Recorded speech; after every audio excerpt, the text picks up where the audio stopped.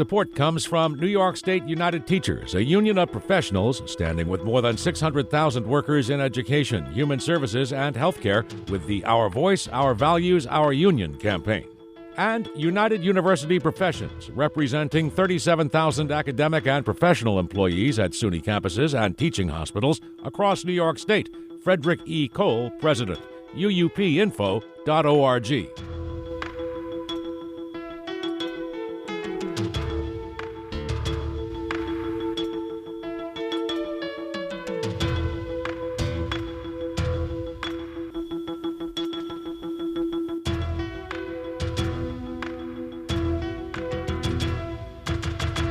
It's the Capital Connection. Hi, I'm Alan Chartock. Joining us this week is Executive Director of the New York State School Boards Association, Robert Schneider. The New York State School Boards Association, NYSSBA, is the statewide voice for the interest of public boards of education. Welcome, Robert Schneider. Great to have you here. Well, thank you, Alan. I really appreciate you giving me the time and this format to talk about the school budgets and other things public education related. Tell us a little about your background because, people listening to the radio like to hear who we're talking to. So tell us a little about you. Oh, sure. I grew up in the Capital District area. My father was an attorney and my mother was a teacher for many years. I come from a teaching family, so I know the importance of the teaching profession and how it impacts our students and our communities and our country.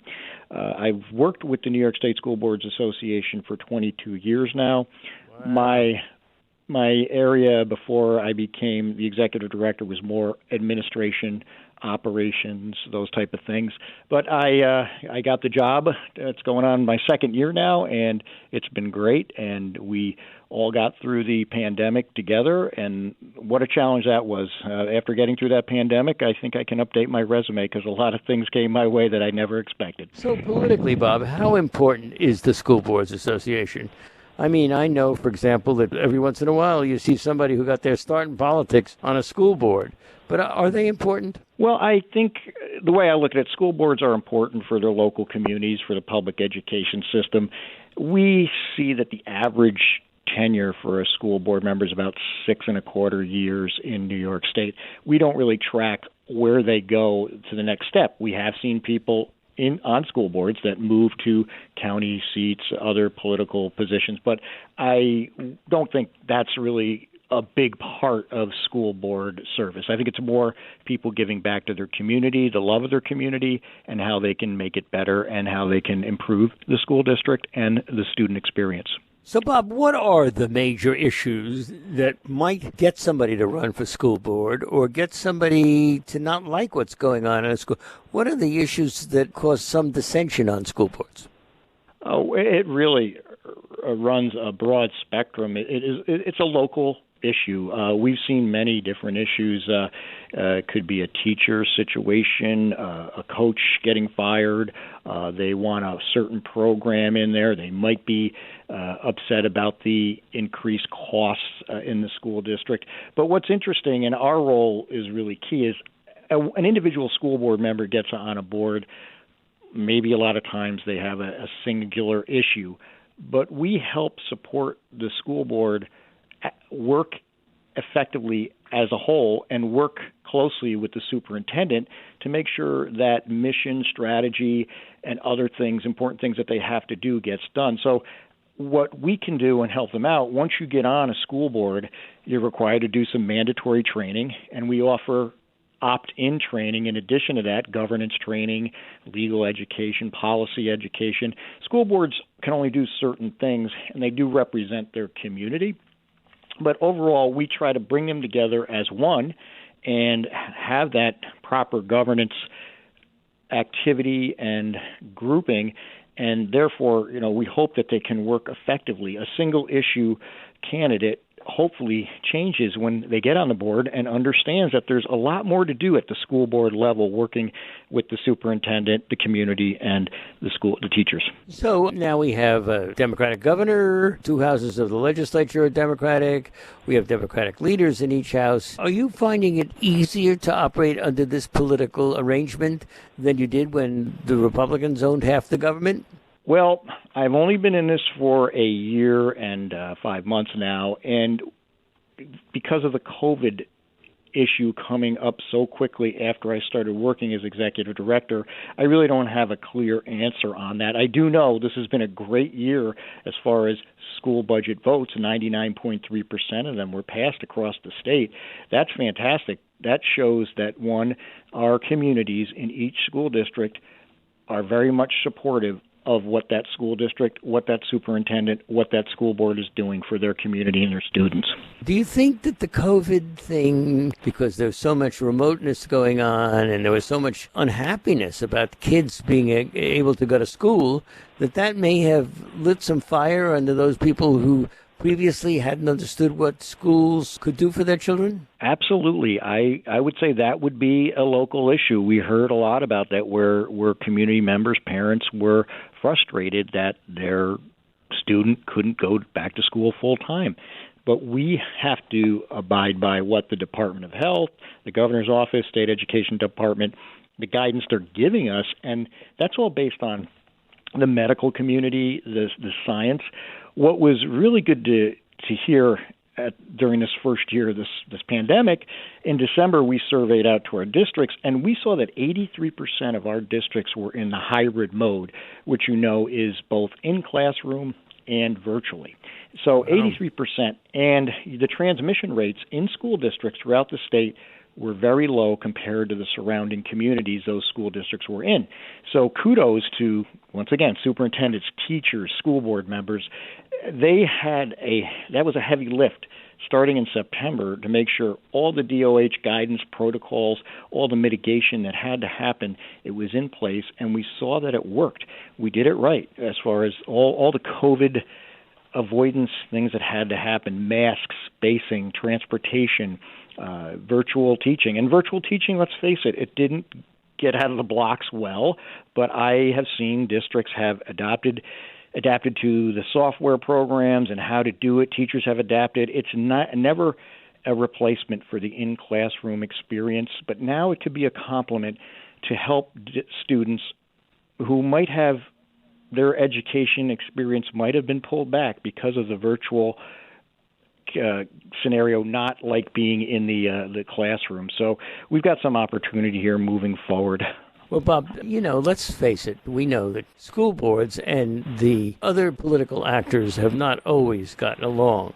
In fact, some school committees, school boards, have had real problems with their teacher unions. Has any of that changed? Well, I think we all work together to support all students in public education. There are collective bargaining agreements, obviously, that are negotiated at the school board table, and we know we live in a tax cap environment, so there's a certain amount of increases and health benefits that are negotiated through. But at the end of the day, I think for the most part, there is a good relationship between the teachers and the school boards because they're both focusing in on the most important thing, the student. You get into trouble, Bob, when there's dissonance between a school board and a union, or a superintendent gets fired, or communities get enraged over one split or another. Do you have to get in there? Well, once again, we are a membership organization. We represent about 93% of the school districts in the state, including New York City. We have programs to support school boards and school districts. We have professional development training, as I said earlier, mandatory fiscal and governance training for new school board members.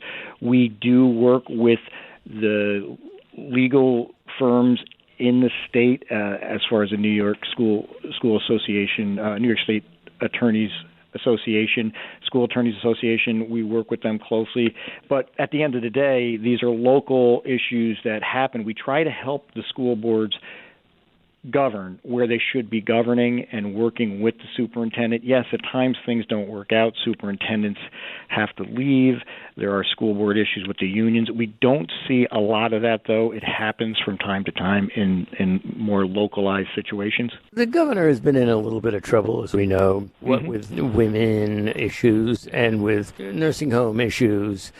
He is certainly not the political figure that he was during the initial phases of the pandemic. Are you feeling that in any way in terms of what you have to go and lobby for or do? Well, from the governor's office perspective, we have a very good working relationship with his education attorneys and his education staff. And we've been through a lot this past year, and the governor had challenges with the pandemic, and he was the main person dealing with it, but we got through it. I mean, in January, we were very nervous when the governor had to put a budget through where the federal stimulus that was coming in was going to supplant the state aid money, and we saw that as a potential fiscal cliff. But now, fast forward, we've got the federal stimulus money, we have state aid increases, and we also have the foundation aid, at least 1/3 of that payment that has been due us for many, many years as a result of that campaign for fiscal equity lawsuit back in early 2000. So we've been working very well with the governor's office. Now, what about schools of education, in the universities? Are you finding that your relationship with them is good enough to help individual school boards? Well, I think the relationship, we have certain relationship with universities. That relationship is more closely aligned between state education department and obviously the universities.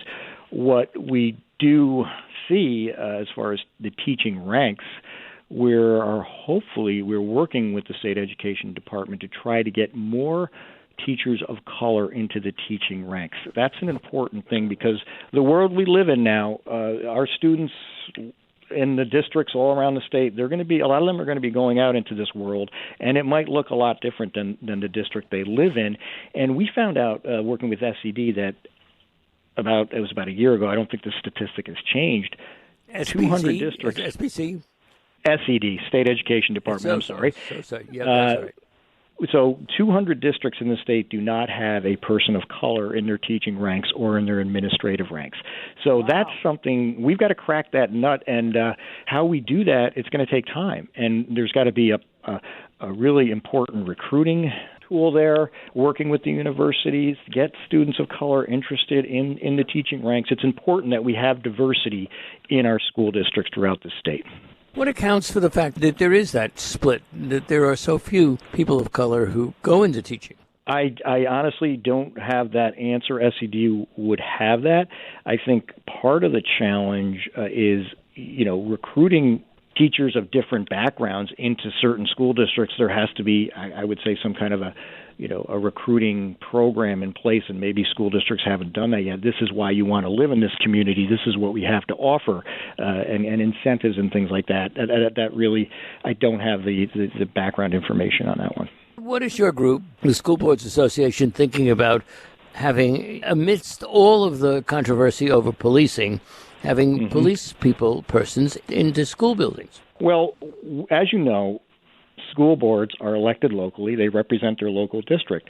So a lot of these decisions need to stay in the local school district.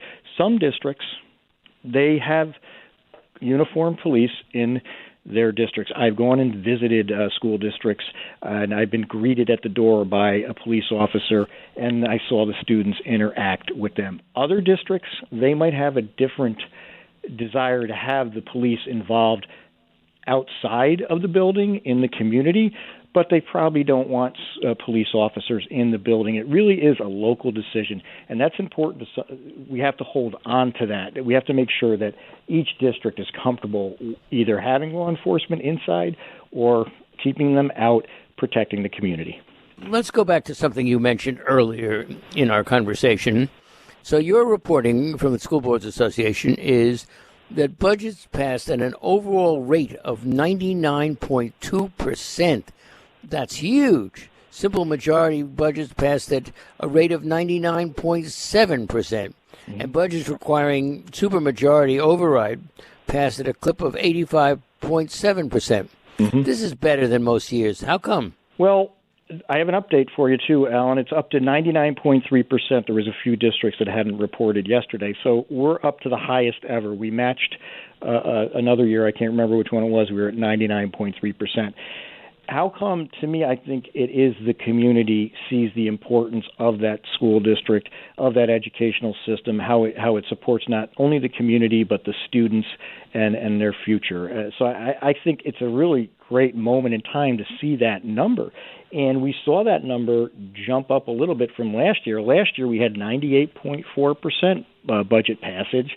And remember, last year they did the absentee ballot, which made it very easy for voters to put their vote in. They just had to open up the envelope, make their vote, seal it, and walk down to the mailbox. And we had a large voter turnout last year, and we had 98.4% passage in a very uncertain time. We did not know the financial circumstances or how long this was going to last year. And now this year, fast forward, we're up to 99.3%. So we feel great about that, and to me, the community is supporting our school boards. As you know, school budgets are the only ones that are voted on by the community. County budgets, they don't get voted on by the community. We put out the most transparent budget out there. We let the community members come in and say yay or nay on that budget, and it's an overwhelming support of our school district system. So do we have any sense of what turnout was? You know, in the old days, the people who were interested in education showed up at the ballot box.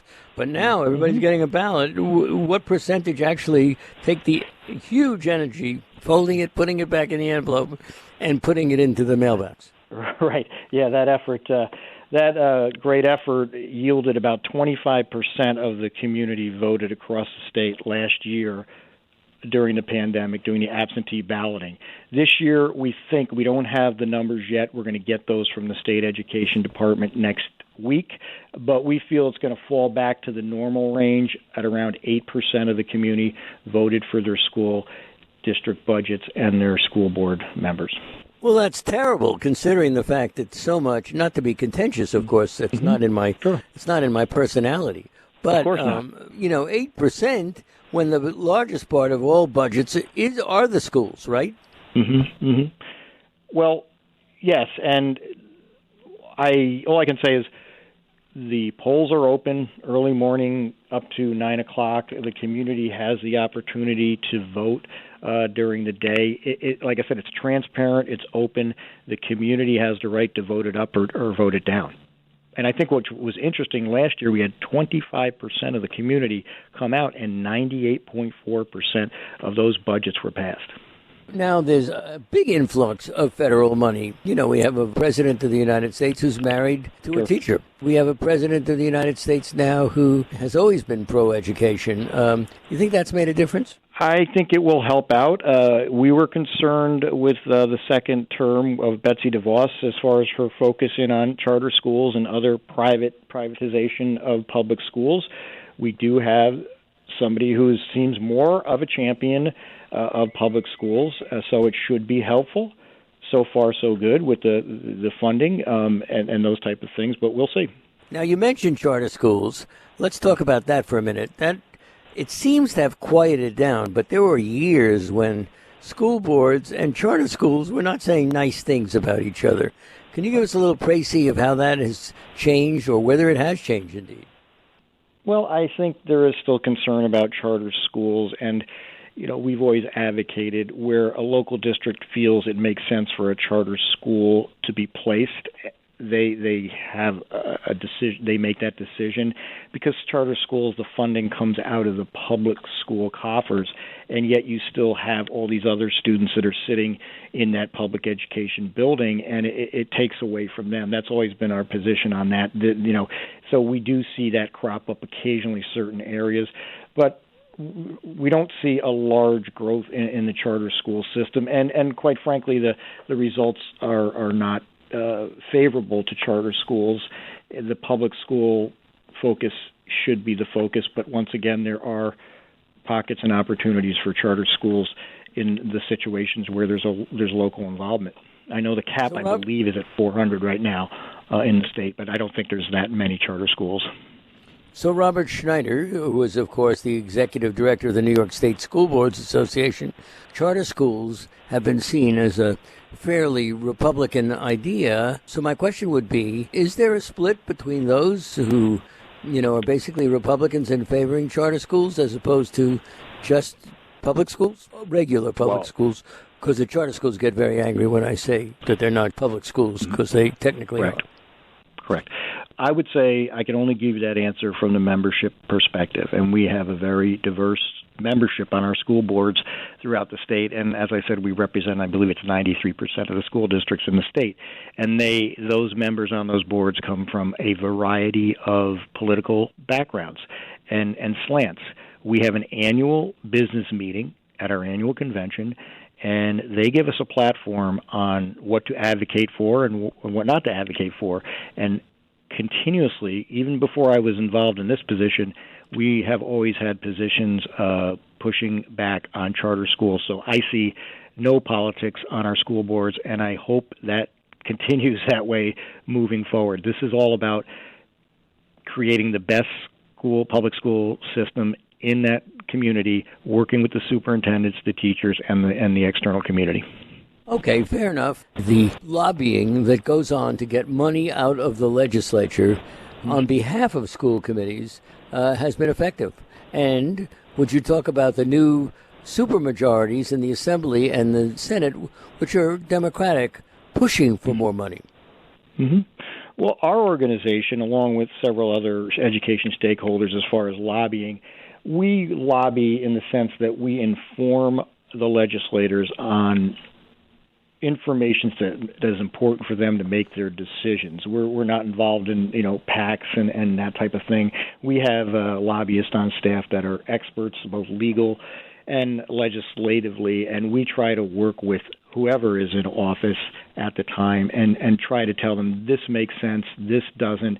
We will oppose this, we have no position on this, or we approve this. But at the end of the day, they're going to have their legislative discourse and decide. But once again, we're informing them. We're supporting the students of public education in New York State, and we make these informed, if you will, recommendations to the legislature. They'll act on it accordingly, and we hope that they take our information, take it into account before they make a decision. Sometimes they do, sometimes they don't. Now, not to be contentious, I taught graduate courses in lobbying for a long time. That's what every lobbyist says. We're just informing them. We're not pushing them around, We don't tell them what to do. Money doesn't follow. And in many of their cases, money does follow what the lobbyists ask for, and then money is given that way. So how will you be judged? In other words, you're a brand new guy, executive director of a major association, school boards association. So how will they decide whether you're any good or not? Well, that's a good question. I get an annual evaluation every year. I have certain goals that I have to accomplish by then, and hopefully I do that. And from a lobbying standpoint, we're agnostic is the best way to put it. Once again, we don't have a pact. We inform. We're not going to we don't pay for receptions and things like that to meet the legislators. So we try to you want more money. You want more money for your school boards, right? Of course. Well, for our school districts, not our school boards. Correct. Well, we in charge of you. Yeah. Okay, correct. Yes. No, we do, because in school districts there's collective bargaining agreements, there's pension costs, now we have COVID costs, the COVID mitigation. We've got HVAC, we've got barriers, we've got transportation costs. It costs more money every year to run school districts, and it looks like we're heading into an inflationary period in the future, so costs will go up. But once again, we have to deal with the 2% cap. For the most part, our districts stay under it. Property taxes. Most people's property taxes are to pay, as I mentioned before, for their schools. There's been a lot of talk over the years of the state assuming that cost and not having individual communities doing it. So Scarsdale spends so much more money than another place might do. So what's your thinking on that? Well, our thinking on that is right before the pandemic hit, Senator Shelley Mayer went around the state and had these focus groups on the foundation aid formula. And there are some issues with the foundation aid formula as far as being up to date, as far as data and other adjustments that need to be done. They have to be approved by the legislature. But we hope that her recommendations, when they do come out, will talk about that situation where there's equity in the system, because we hear the governor every year saying a school district spends $13,000 per student and then another one over 30. We think that the foundation aid formula should be looked at closer and try to work that particular formula so it does infuse equity into the system. There's outdated data. There's student enrollment data that's outdated. There's other things involved. It's a very complex formula that needs to be updated. Nevertheless, one would wonder whether their kid would do better in Scarsdale in a learning situation than in a place with a much lower school budget, right? I agree. There is an equity issue out there. We are addressing it as an organization, and I know the state will address it now that the funding is there. Keep in mind, the CFE case was in the early 2000s, I believe. It's 2020, and now we're getting the promise to fund it over 3 years. So that gives us an opportunity to look at equity and make sure those students that are disadvantaged, many are black and brown, but there are other students that need additional services. There's English language learners, there's disabled children, there's gender issues. So we're hoping that this is the opportunity, a time where all students will have more resources and opportunities so we can bring them all up. Well, I wish we could talk longer, but we can't. We're out of time. Our guest has been Robert Schneider, Executive Director of the New York State School Boards Association. Bob, thanks so much for joining us. It's always fun when you're here.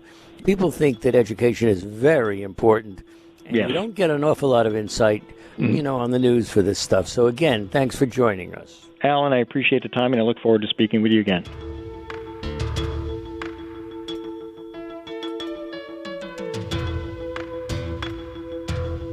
Support comes from New York State United Teachers, a union of professionals standing with more than 600,000 workers in education, human services, and healthcare with the Our Voice, Our Values, Our Union campaign. And United University Professions, representing 37,000 academic and professional employees at SUNY campuses and teaching hospitals across New York State. Frederick E. Cole, President. UUPinfo.org.